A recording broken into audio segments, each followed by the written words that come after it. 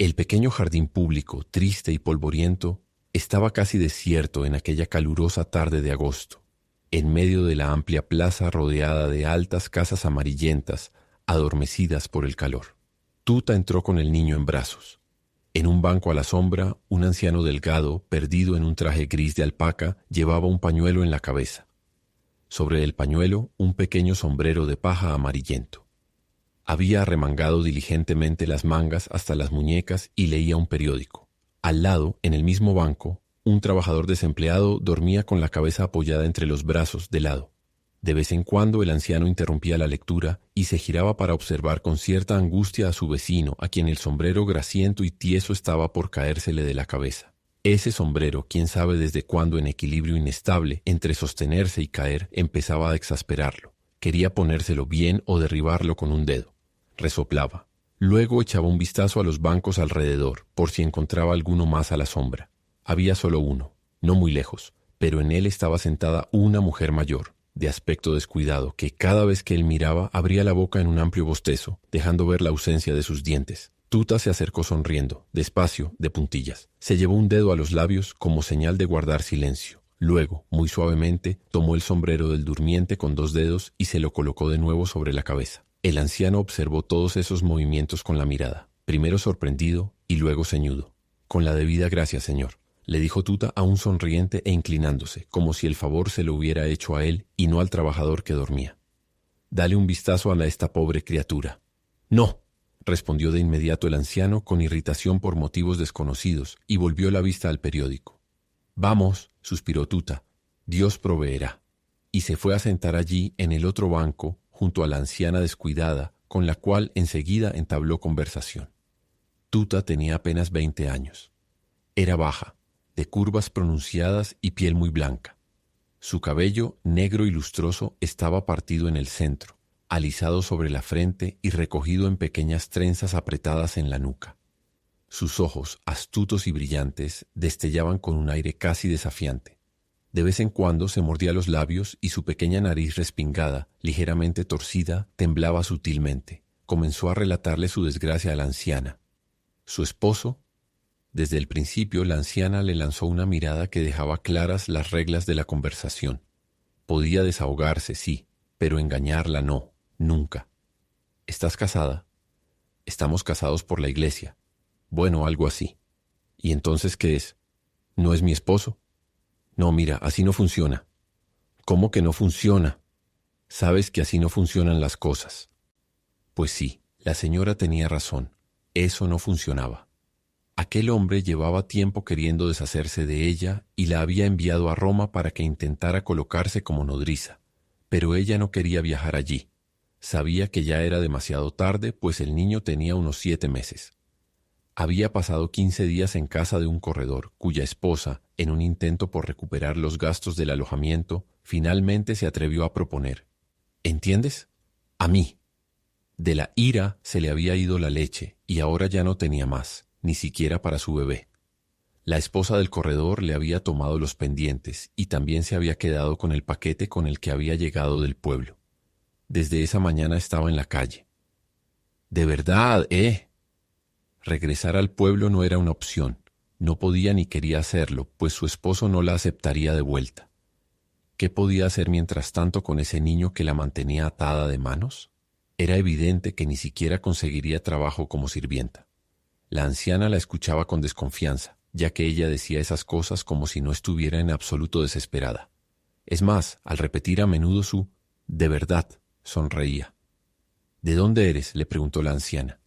Y se quedó un rato en silencio como si reviviera en su mente el pequeño pueblo distante. Luego se sacudió, miró al niño y dijo, «¿Qué puedo hacer con él? ¿Dónde lo dejo? ¿Aquí en el suelo? Pobrecito, sabrosito». Lo levantó en brazos y lo besó con fuerza varias veces. La anciana dijo, «¿Lo trajiste a este mundo? Ahora te aguantas». «Yo lo traje a este mundo», replicó la joven. «Bueno, sí, y Dios me ha castigado. Pero sufre también él, pobre inocente. ¿Y qué ha hecho él? Vaya, Dios no hace las cosas justas. Y si no las hace él, imagínate nosotros». «¡Qué mundo!», suspiró la anciana al levantarse con dificultad. «Es un gran pesar. añadió sacudiendo la cabeza otra anciana corpulenta y asmática que pasaba por allí apoyándose en un bastón. La otra sacó de entre sus harapos una bolsa sucia que le colgaba de la cintura, oculta bajo la falda, y de allí extrajo un trozo de pan. «Toma, ¿lo deseas?» «Sí, Dios te lo pague», se apresuró a responder Tuta. «Me lo como». «¿Me creerás que estoy en ayunas desde la mañana?»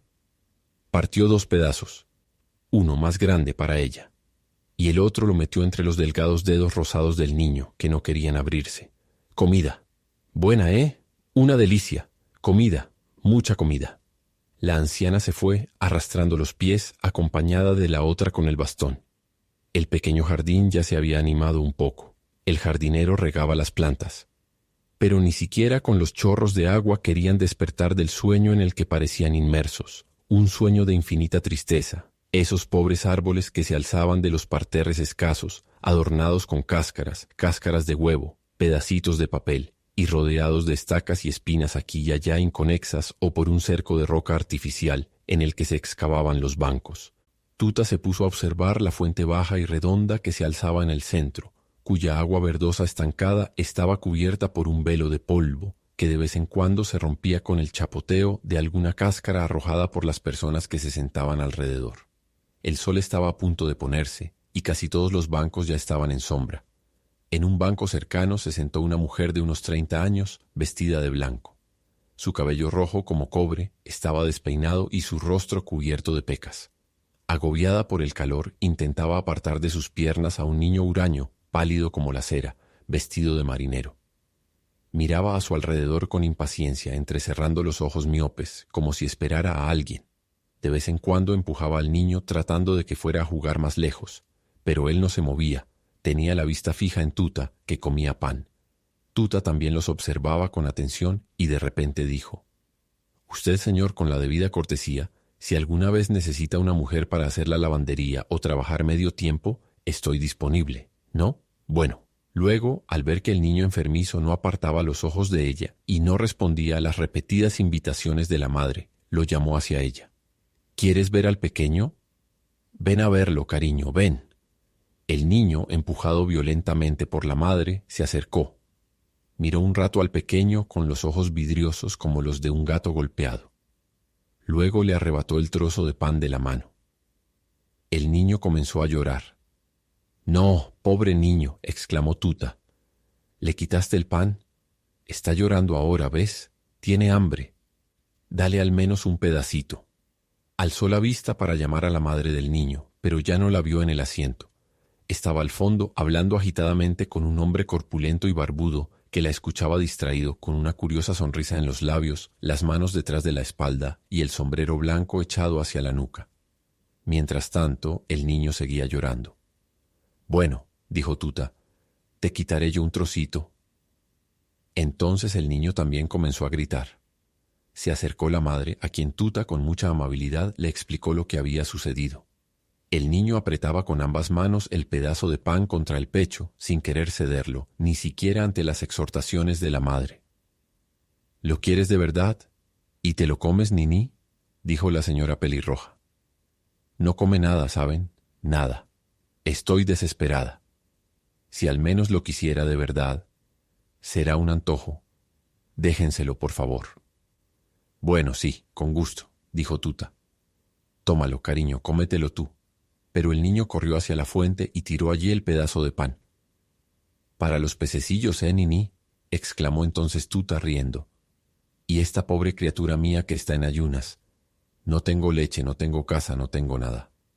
De verdad, ¿sabe, señor? Nada». La señora, apurada por regresar con aquel hombre que la esperaba al otro lado, sacó 2 monedas del bolso y se las dio a Tuta. «Dios te lo pague», le dijo detrás. «Vamos, vamos, estate quieto, cariño mío. Te compraré el dulce, ¿sabes? Hemos conseguido 2 monedas con el pan de la anciana. Silencio, mi niño. Ahora somos ricos». El niño se calmó. Ella se quedó con las 2 monedas apretadas en una mano, mirando a la gente que ya ocupaba el jardín. Niños, niñeras, ancianos, soldados. Era un ruido constante.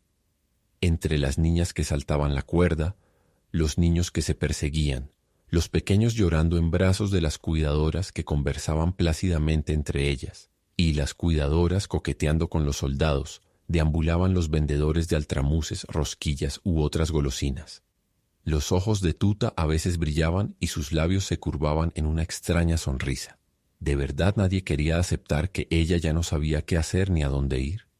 Ni siquiera ella misma podía creerlo. Pero realmente era así. Había entrado allí, en aquel pequeño jardín, para buscar un poco de sombra. Se había quedado allí por alrededor de 1 hora. Podía quedarse hasta la tarde. Y luego, ¿dónde pasar la noche con esa criatura en brazos? Y al día siguiente, y al día después, no tenía a nadie, ni siquiera allí en el pueblo, excepto a ese hombre que ya no quería saber de ella. Y de todos modos, ¿cómo regresar allí? Pero entonces pensó en aquella vieja bruja que le había quitado los pendientes y el fardo. ¿Volver con ella? La sangre le subió a la cabeza. Miró a su pequeño que se había dormido. Niño, ¿vamos juntos al río? Levantó los brazos como para lanzarlo. Y luego ella. Pero no. Alzó la cabeza y sonrió, mirando a la gente que pasaba frente a ella. El sol se había puesto, pero el calor persistía, sofocante. Tuta se desabrochó la blusa en el cuello y dobló hacia adentro las 2 puntas, descubriendo un poco de su blanquísimo pecho. ¿Tienes calor? Está muriendo. Frente a ella había un anciano con 2 abanicos de papel insertados en el sombrero, otros 2 en la mano, abiertos y llamativos, y una cesta en el brazo llena de muchos otros abanicos desordenados, rojos, celestes y amarillos. Cuestan 10 centavos. Es mucho, dijo Tuta dándole un empujón. ¿De qué son? ¿De papel? ¿Y de qué lo quieres? ¿De seda? Bueno, ¿por qué no? Dijo Tuta mirándolo con una sonrisa desafiante. Luego abrió la mano en la que tenía las 2 monedas pequeñas y agregó: Tengo solo estos 2 centavos. ¿Me lo das por 1? El anciano movió la cabeza con dignidad. 2 centavos, ni soñarlo. Bueno, maldita sea, dámelo. Me muero de calor. El niño duerme. Sigamos adelante. Dios proveerá. Le dio las 2 monedas, tomó el abanico y bajándose más la parte doblada sobre el pecho, comenzó a abanicarse allí sobre el pecho casi descubierto, y a reír y mirar, desafiante, con los ojos brillantes, invitantes, provocativos a los soldados que pasaban. El fin.